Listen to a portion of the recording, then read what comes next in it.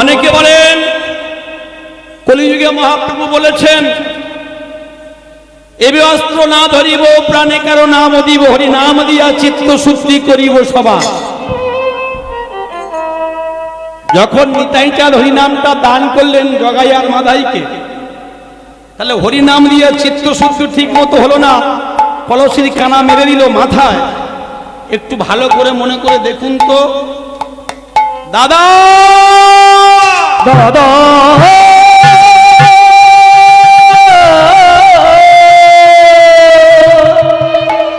অন্তর্যামী মহাপ্রভু জানতে পারলেন যে নিতাই চাঁদের মাথা আঘাত করেছেন যিনি শঙ্কর্ষণ নারায়ণ। করুণার অবতার নিতাই চাঁদ কিছু বললেন না, মহাপ্রভু এসে সঙ্গে সঙ্গে সুদর্শনকে আহ্বান করেছিলেন। ঠিক বলছি? হ্যাঁ কি না করেছিলেন তো? তাহলে প্রয়োজনে অস্ত্র ব্যবহার করতে হবে, এটা ভুললে চলবে না মায়েরা। মহাপ্রভু দেখলেন এ ভালো কথার লোক নয়। শুধু কি তাই, চাঁদ কাজী যখন বিধর্মী চাঁদ কাজী সমস্ত সনাতনীদের ভক্তদের খোল কট্টালগুলো ধরে ধরে ভাঙতে শুরু করলো, নিজেদের অখাদ্য কুখাদ্য নিয়ে সনাতনীদের ভয় লাগিয়ে দিল, তোমাদের ঠোঁটে লাগিয়ে দিলে তোমাদের জাত চলে যাবে, হরি বল, তোমাদের জাত কেড়ে নেব। আজকে রাত্রি হয়েছে, আঁধার হয়েছে, তাই ছেড়ে দিলাম। আগামীকাল সকালে যদি আবার কীর্তন করো না, তোমাদেরকে সোজা ঘাট ধরে টেনে এনে ওই অখাদ্যগুলো তোমাদের জোর করে খাইয়ে দেব। মহাপ্রভু তো চুপ করে মেনে নিতে পারতেন। মহাপ্রভু সংগঠন তৈরি করলেন, হরিনামের দল তৈরি করলেন, আর সেই দল তৈরি করে চারটে ভাগে ভাগ হলেন। চারটে ভাগে ভাগ হয়ে মহাপ্রভু কাজীর বাড়ি আক্রমণ করলেন। ঠিক বলছি? একদল ভক্ত গিয়ে সমস্ত কলা গাছ, কদলী বৃক্ষ মানে কলা গাছগুলো ভেঙে ফেললেন। কেউ গিয়ে ফুলের বাগান ভাঙতে শুরু করলেন। চতুর্দিক থেকে যখন মশাল জ্বালিয়ে এসেছেন, তখন চাঁদ কাজী দেখে ভীত সন্ত্রস্ত হয়ে কোথায় না ঘরের ভিতরে পলায়ন করে খাটের তলার মধ্যে প্রবেশ করেছেন। তাহলে মায়েরা এখনো পর্যন্ত বলি, হরিনাম করো ভাই আর সব মিছে, আর সব মিছে, পালাবার পদ নাই, যবন আছে পিছে, যম আছে পিছে, পালাবার পদ নাই, যম যেমন আছে পিছে আবার যবনও আছে পিছে। সেই জন্য হরিনামও আমরা করব, আমাদের প্রয়োজন মতো আচার নিষ্ঠাগুলো ঠিক রাখবো, খাদ্যকে বাধা নেই। আবার আমরা শিক্ষা নেব, শিক্ষা দেব আমাদের ঘরের সমস্ত মা বোন সনাতনীদের, এই শিক্ষায় আমরা উদ্বুদ্ধ করব। মহাপ্রভু যদি কলিযুগের মাটিতে সুদর্শন চক্রকে ডাকতে পারেন, প্রয়োজনে সংহার করার জন্য ডেকেছিলেন। কোথায় সুদর্শন? ভক্তমণ্ডলী, ভক্তিমতী মায়েরা, সেই গানটা মনে এলো আবার। কোন গান? বলো বলো বলো সবে, বলো বলো বলো সবে, শত বিনা বেনুরে ভারত আবার জগৎ সভায় শ্রেষ্ঠ আসন লাভে। তাই সবে শত বিনা বেনুরে ভারত আবার জগৎ সভায় শ্রেষ্ঠ আসন লাভে। আজকে সারা বিশ্বের মাটিতে ভারতবর্ষের স্থান পঞ্চম। সে অর্থের দিকে বলুন, অস্ত্র শস্ত্র সামরিক দিক থেকে বলুন। তাহলে আমরা সেই ভারতবাসী হয়ে, এই বাংলার মাটি আমার জন্ম, ভারত পূর্ণ ভারত ভূমিতে আমার জন্ম, সেই ভারতবর্ষকে রক্ষা করার দায়িত্ব আমাদের প্রত্যেককে নিতে হবে। হতে পারি দিন তবু নহি মোরাহীন। ভক্তমণ্ডলী, ভক্তিমতী মায়েরা, লীলার মধ্যে প্রবেশ করছি, আর বলার অপেক্ষা রাখে না। বড় অবাক লাগে একটা সামান্য ছোট্ট বাংলাদেশ, তারা আমাদেরকে হুমকি দেয় যে ভারতবর্ষের দয়ায় তারা বেঁচে আছে, যে ভারতবর্ষের দয়ায় বাংলাদেশের মানুষ বেঁচে আছে, তাদের উপরে দুধ কলা দিয়ে কালসাপ। কোনদিন স্বাধীনতা অর্জন করতে পারতো যদি ভারত না বন্ধু হতো, ভারতের আর্মিটা যদি না যেত। বড় কষ্ট হয় কখন জানেন?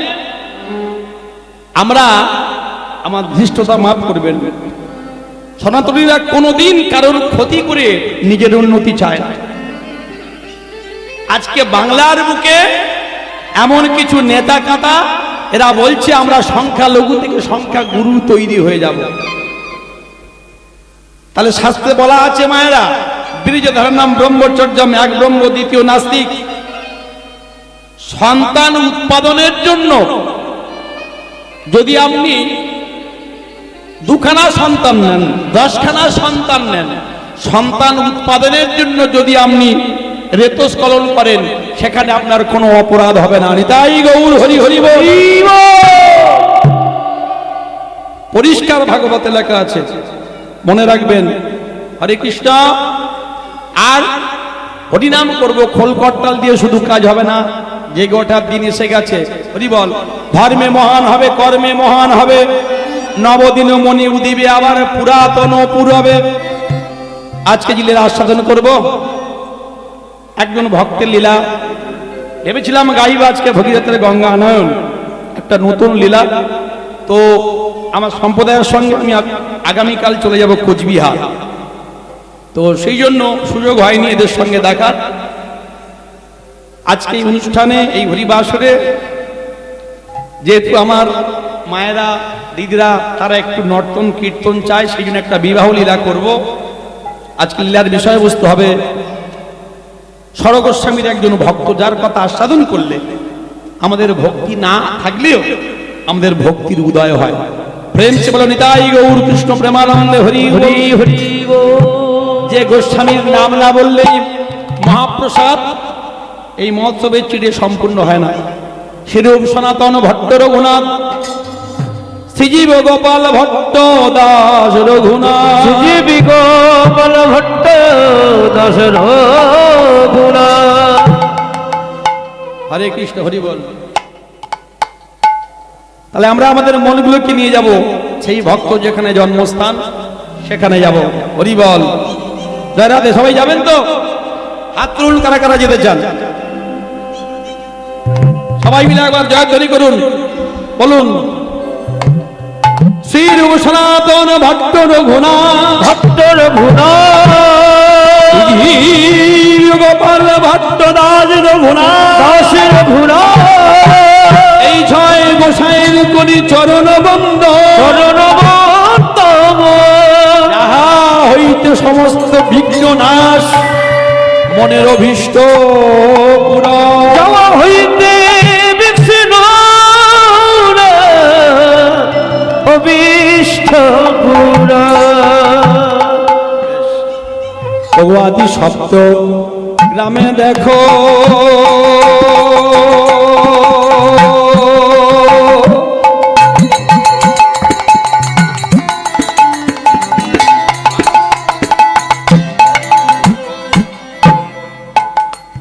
পিতা গোবর্ধন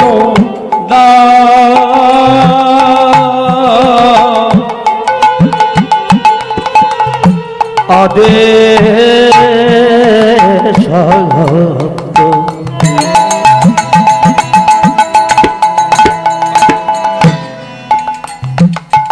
ভগয়াতে সপ্ত গ্রামে দেখো,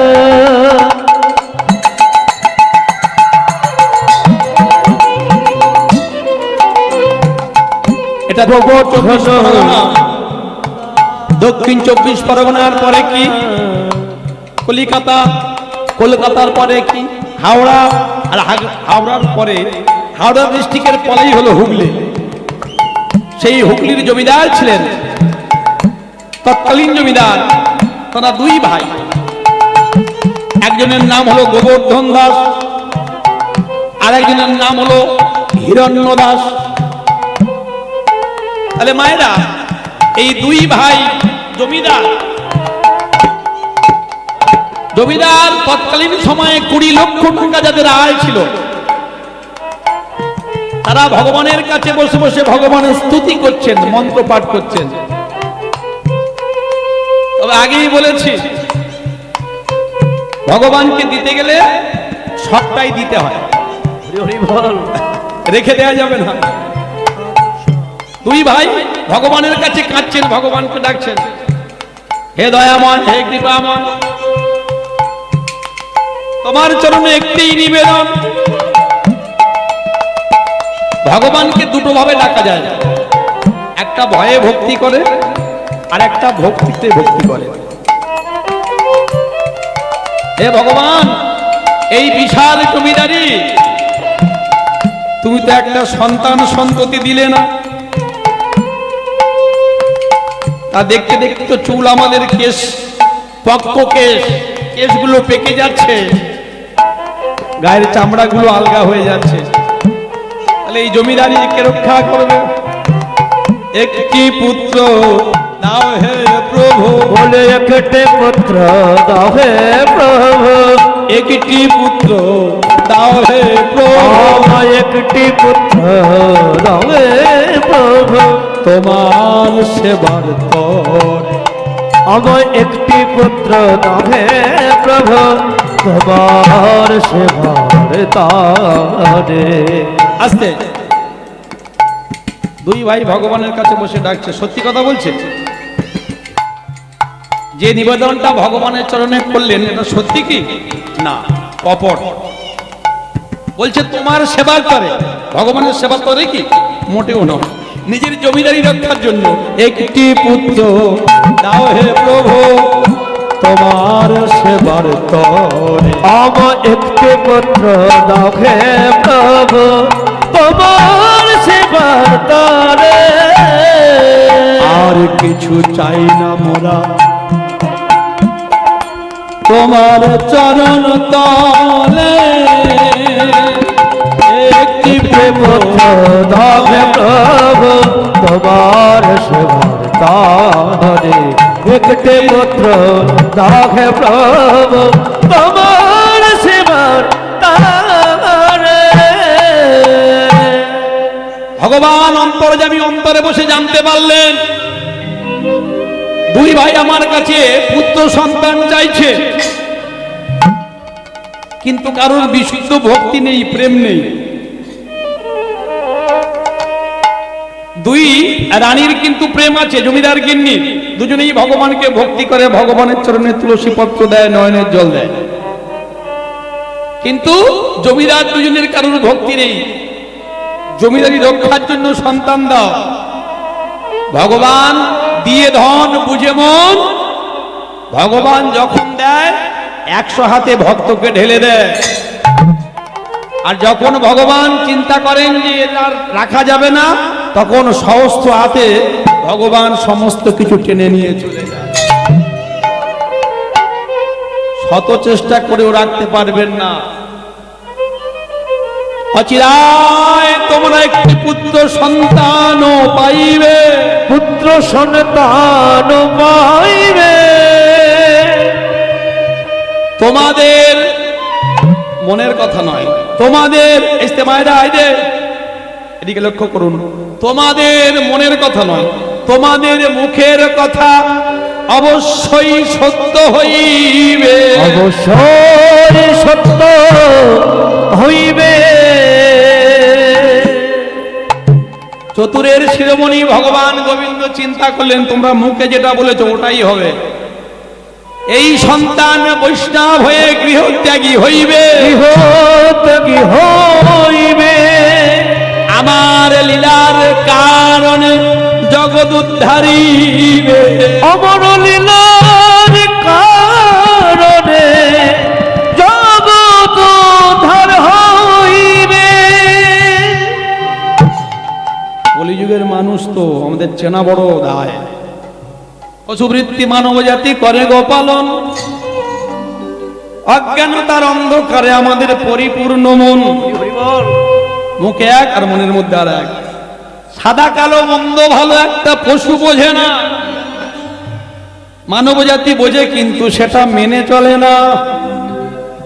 এমন কিছু মানুষ আছে এই বিশ্ব চরাচরে, হৃদয়ে ভরা নোংরা তাদের, তারা ভদ্র সাজে সেজে ঘোরে।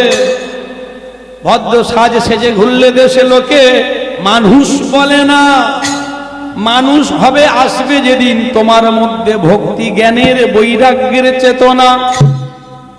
সৎ ব্যক্তি কাঙাল হয়ে রাস্তায় রাস্তায় ঘোরে, অসৎ ব্যক্তির চুরির টাকা দিন দিন যাচ্ছে বেড়ে।